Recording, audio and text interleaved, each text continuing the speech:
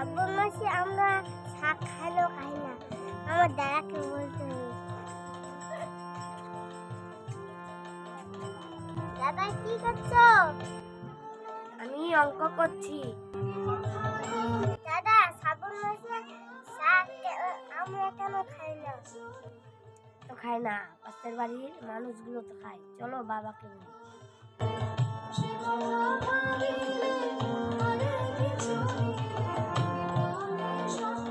বাবা কি করছেন? আমি ধর্মগ্রন্থ পাঠ করছি।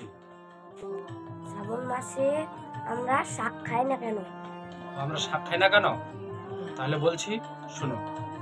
শ্রাবণে ব্রজাৎ শাখং দধি ভাদ্রপদে তথা দুগ্ধমস্যুজে মাসি কার্তিকিং চামিষং তেজেত। স্কন্দ পুরাণে বর্ণনা করা হয়েছে শ্রাবণ মাসে শাক, ভাদ্র মাসে দই, আশ্বিন মাসে দুধ, কার্তিক মাসে অরহর ডাল বা আমিষ জাতীয় খাবার বর্জন করতে হবে।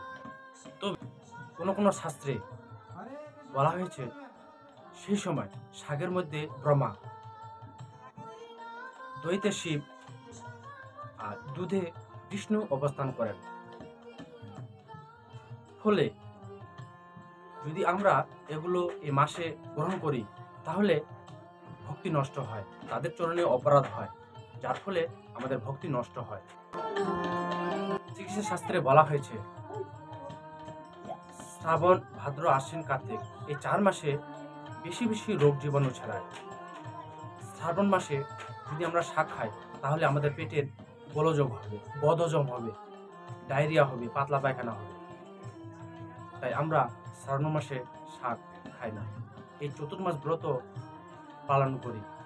ভগবান শ্রী রামচন্দ্র এই চতুর্মাস ব্রত পালন করছিলেন। লক্ষণকে বলছিলেন এই চতুর্মাস ব্রত পালন করতে হবে। এই 4 মাস চারদিকেই শুধু বন্যা বৃষ্টি হবে। এই 4 মাস আমরা এই চতুর্মাস ব্রত পালন করব, আমরা কোথাও যাব না। তাই লক্ষণকে এইভাবেই বলছিলেন।